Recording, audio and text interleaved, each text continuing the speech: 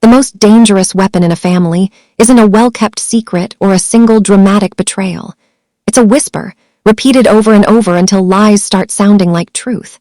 For 3 years, my mother-in-law, Beatrice, whispered poison into my husband's ear until she slowly turned his love into a suffocating cage. "She's too quiet, Adrian," she'd say during their private phone calls that I wasn't supposed to know about. "She's always on her phone texting someone." Who is she really talking to while you're at work all day? Don't you think it's strange how she guards her privacy so carefully? I watched the shift happen in Adrian gradually, like watching someone slowly catch a disease. The man who used to kiss me hello when he came home now checked the car's mileage counter instead. Adrian had been the most trusting person I'd ever met when we first started dating. He never questioned where I was going or who I was with. He gave me complete freedom because he believed in me completely. But after 3 years of his mother's constant whispered suggestions and invented suspicions, he became someone different. The man who used to trust me with his life now asked for all my phone passcodes, claiming it was just for transparency in our marriage. He was still caring on the surface, still nice and affectionate, but his eyes held a new coldness, a calculating suspicion that hadn't been there before. He was falling for a ghost story that Beatrice was writing one whispered lie at a time.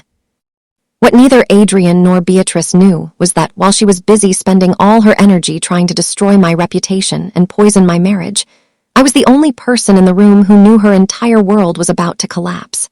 I discovered that Beatrice's beautiful house, the one she was so proud of and used as proof of her superior status, was about to be taken by the bank.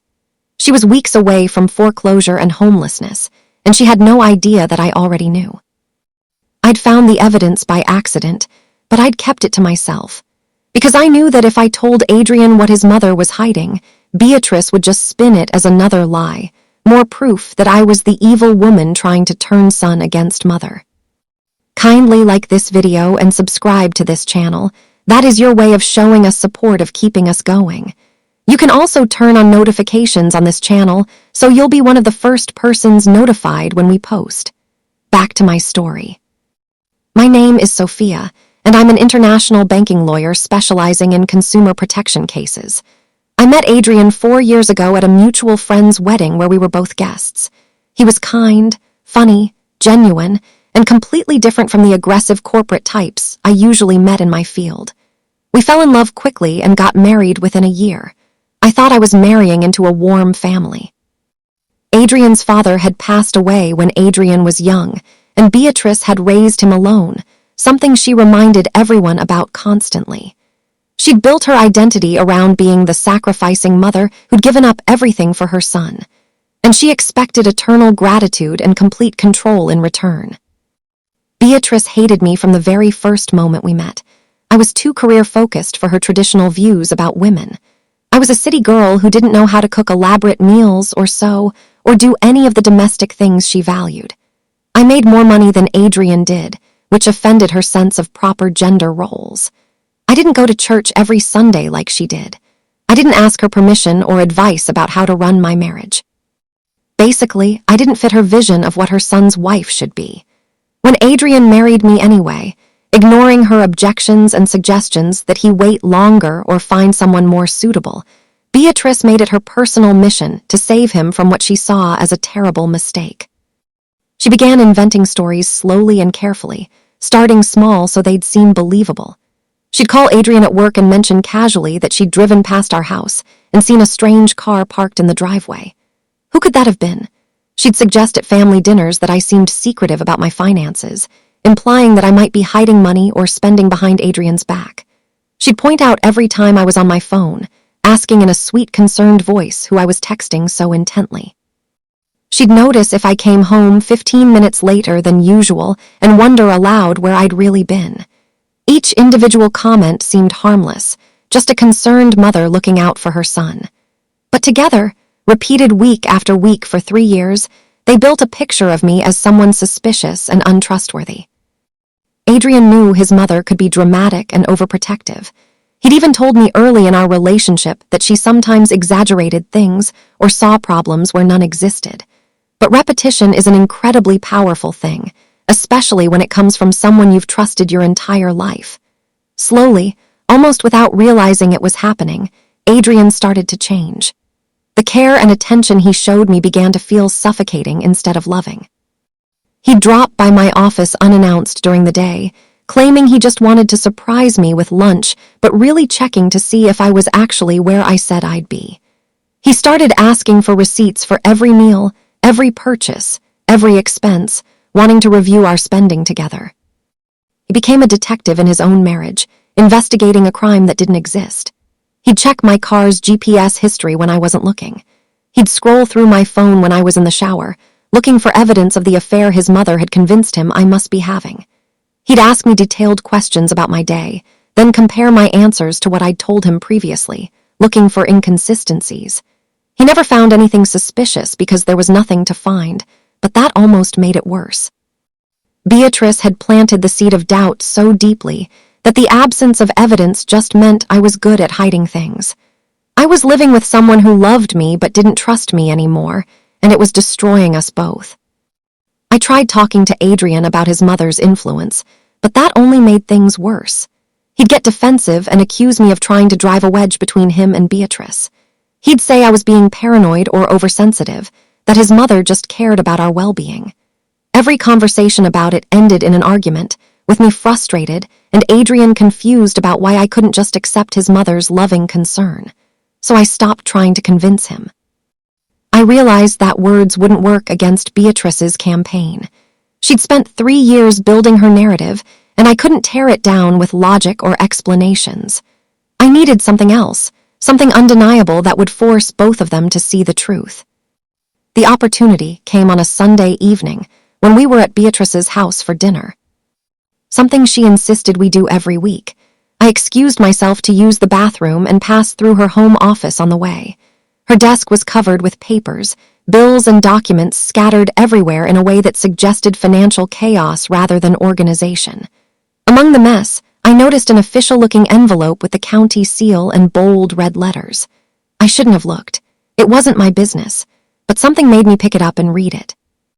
It was a notice of default from the bank, informing Beatrice that foreclosure proceedings would begin in 30 days unless she paid the outstanding balance on her home loan plus accumulated fees. The total amount was staggering. While Beatrice had been busy tracking my movements and inventing stories about my suspicious behavior, she'd been hiding a financial disaster of her own. According to the documents I glimpsed on her desk, she'd taken out what's called a predatory loan several years ago after her husband died. These are loans with terrible terms that prey on desperate people who can't qualify for normal financing. The interest rate was astronomical, the fees were hidden and confusing, and the payment schedule was designed to trap people in debt. Between the compound interest charges and several missed payments when she couldn't afford them, the bank had triggered foreclosure. She was literally weeks away from losing her home and being put out on the street. I put the papers back exactly where I'd found them and went back to dinner, my mind racing. Part of me felt a dark satisfaction. Beatrice had spent 3 years trying to destroy my reputation and marriage, and now she was about to lose everything. Karma was coming for her without any effort from me. I could just sit back and watch it happen. But another part of me, the part that had become a lawyer specifically to help people fight against predatory financial practices, couldn't ignore what I'd seen. And I knew that if Beatrice lost her home, it would destroy Adrian. He'd blame himself for not knowing, for not helping. It would break him regardless of how terrible his mother had been to me. I didn't tell Adrian about the foreclosure notice.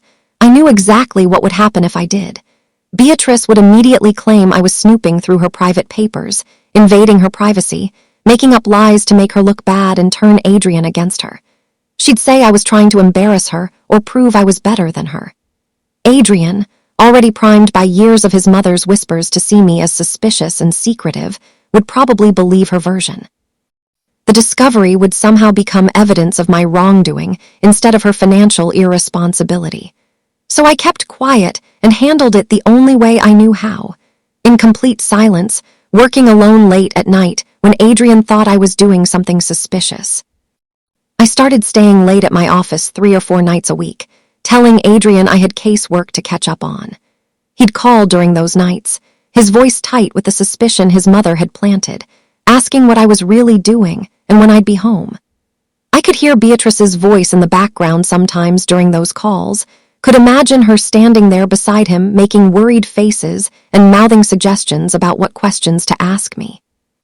It hurt knowing that my own husband had become his mother's puppet, but I pushed the hurt down and focused on the work. I requested copies of Beatrice's loan documents from the county records office, using my legal credentials to access information that was technically public but rarely examined. I spent my nights reviewing those documents page by page, looking for any legal error or procedural violation that I could use. Predatory lenders often make mistakes because they process so many loans so quickly, cutting corners to maximize profits. They count on their victims being too poor or too uneducated to fight back, too overwhelmed to notice when legal requirements aren't followed. But I wasn't overwhelmed, and I definitely knew how to notice violations. It took me 2 weeks of careful review, but I finally found what I was looking for, the linchpin that could save Beatrice's house. The bank had failed to properly disclose certain predatory terms and clauses that state law required them to explain in clear language. It was a massive procedural error that could potentially void the entire debt. The law is very specific about disclosures in loan documents. Lenders have to explain interest rates, payment schedules, penalties, and other terms in language that an average person can understand. They can't hide important information in legal jargon or fine print. Beatrice's loan documents violated these requirements in several clear ways. Terms that should have been on the first page were buried on page 17. Interest rate calculations were described using formulas that even I had trouble following. Penalty fees were mentioned in a single sentence that contradicted information elsewhere in the contract. Any one of these violations might be excusable as a simple mistake, but together, they showed a pattern of intentional deception designed to confuse borrowers and trap them in unpayable debt. I didn't go to Beatrice with what I'd found. She just accused me of interfering or trying to make her look incompetent. Instead, I went directly to the bank's legal department using my law firm's official letterhead and credentials. I wrote a detailed 15-page legal brief outlining every violation I'd found in Beatrice's loan documents. I cited 3 specific legal precedents from cases where courts had ruled against lenders for similar violations. I attached copies of highlighted documents showing exactly where the bank had failed to meet disclosure requirements. And then I gave them an ultimatum: voluntarily discharge Beatrice's entire debt and clear the lien on her house, or face a very public class action lawsuit for predatory lending practices that would cost them millions and destroy their reputation. I knew the bank would take the deal. Fighting a class action lawsuit would cost them far more than forgiving one woman's debt, even a debt as large as Beatrice's. And the publicity would be devastating, especially with someone like me leading the charge. I had a strong reputation in consumer protection law, good relationships with financial journalists who'd covered my previous cases, and a track record of winning against institutions that preyed on vulnerable people. The bank's lawyers would recognize my name and know I wasn't bluffing. They'd recommend settling immediately to avoid a larger disaster. I gave them 2 weeks to respond, then went home each night to face Adrian's suspicious questions about why I was working so late and what I was really doing at the office. The timing was almost funny in a dark way. Adrian's suspicion and investigation of me reached its peak during the exact same weeks I was working to save his mother's house. He'd started following me sometimes when I left the office late at night, parking down the street to see if I met anyone or went anywhere suspicious.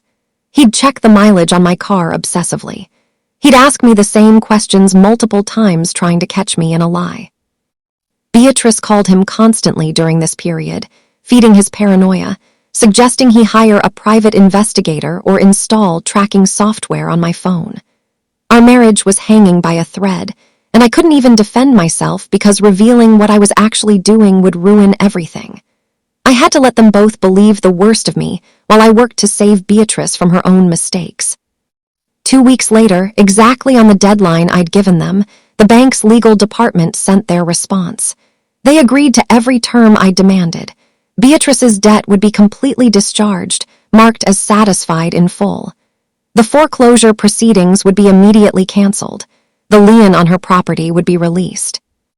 In exchange, she had to sign a settlement agreement with a confidentiality clause preventing her from discussing the details publicly, which was standard practice to prevent other borrowers from learning about the bank's errors and demanding similar treatment. The bank also sent a formal letter to Beatrice explaining that, due to errors in her original loan processing, her debt had been forgiven and her home was now free and clear. They made it sound like they'd discovered the mistakes themselves and were fixing them out of goodness, not because a lawyer had threatened them. Beatrice received that letter on a Thursday morning. She called Adrian immediately, screaming with joy and relief, barely coherent with happiness. Then she drove straight to our house, arriving while Adrian was home for lunch and I was there as well. She burst through the door clutching the letter like it was a lottery ticket, her face glowing with excitement. "It's a miracle, Adrian, a complete miracle," she shouted, waving the papers. "The bank just realized they made mistakes with my loan. They're forgiving everything. The house is safe. I told you God looks after righteous people who pray and have faith." She was practically dancing around our living room, so caught up in her own joy that she didn't notice Adrian's expression or mine. Adrian looked at me with those same suspicious eyes I'd been living with for 3 years. "Is this what you were really doing at the office until 10 o'clock every night, Sophia?" he asked, his voice cold. "Reviewing files? Is that why you've been so secretive and defensive?" He still didn't understand. Even with the evidence right in front of him, Beatrice's 3 years of whispered poison had blinded him so completely that he couldn't see the truth. I didn't say anything. I just stood up, walked to where I'd left my laptop bag, and pulled out my computer. I opened the file folder containing all my work on Beatrice's case and slid the laptop across the kitchen table to Adrian. On the screen was the 15-page legal brief I'd sent to the bank, with copies to our family attorney for documentation, with Beatrice's loan account number clearly visible at the top. I watched Adrian's face as he read through the document, watched the realization slowly dawn. The strange car his mother had seen in our driveway. That was a courier service delivering the final settlement papers for Beatrice's signature, papers I'd had to sign for since they were addressed to her lawyer of record, which I'd temporarily become to negotiate the settlement. The late nights at the office, I'd been researching case law and building the legal argument that saved his mother's house. The secretive behavior and guarded privacy. I'd been protecting Beatrice's dignity by not telling Adrian that his perfect mother had made terrible financial decisions and was facing homelessness. Everything Beatrice had twisted into evidence of my betrayal was actually proof of my loyalty and love for Adrian and his family. The silence in our kitchen was absolutely deafening. Adrian looked at the legal documents on the laptop screen, then at me, then at his mother who'd gone pale and still. All of Beatrice's ghost stories died in that moment, revealed as the lies they'd always been. Adrian realized that the woman he'd been investigating and suspecting and doubting for 3 years was the only reason his mother still had a roof over her head and a home to live in. I'd saved her while she'd been actively trying to destroy me. I'd worked in secret to protect her dignity while she'd been spreading poison about my character. The truth was undeniable now, sitting there on a laptop screen in black and white legal language that neither of them could argue with or explain away. Beatrice didn't apologize immediately because pride is an incredibly hard habit to break, especially for someone who'd spent 3 years convinced of her own righteous position. But for the first time since I'd met her, she looked at me with something other than contempt or suspicion. She looked at me with fear and with respect and with the dawning realization that she'd been completely wrong about everything. Adrian spent the next month trying to earn back my trust, apologizing constantly, explaining that he'd been manipulated, but taking responsibility for allowing it to happen. He cut off his mother's access to our private life, setting boundaries he should have established years ago. I saved Beatrice's home, but I also saved my marriage, because sometimes the best way to defeat a liar isn't to argue or fight back. It's to be so undeniably essential, so clearly good, that their lies have nowhere left to hide and the truth becomes impossible to ignore. The whispers stopped, and finally, after 3 long years, I could breathe again in my own home. Thank you for watching. Don't forget to like this video and subscribe to our channels. You can also tell us what you think in the comments.